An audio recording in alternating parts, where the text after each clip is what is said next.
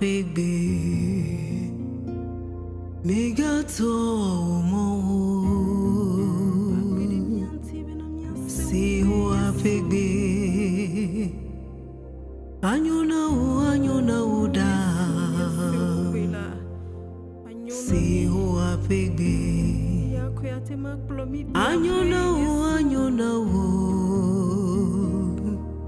migato omo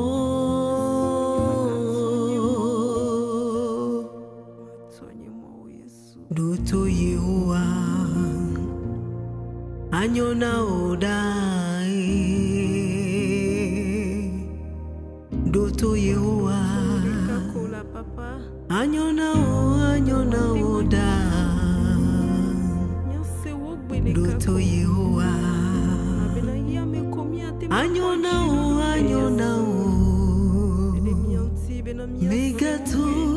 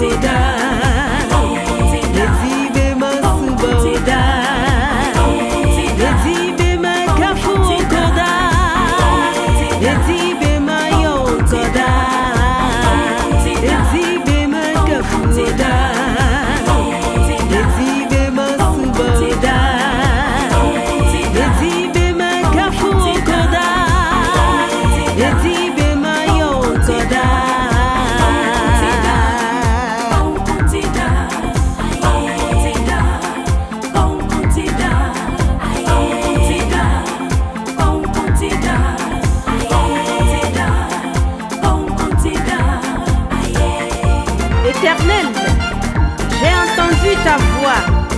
Sur ce, glorifie ton nom dans ma vie, pour que le monde entier sache que j'ai un grand Dieu. Au nom de Jésus. Amen.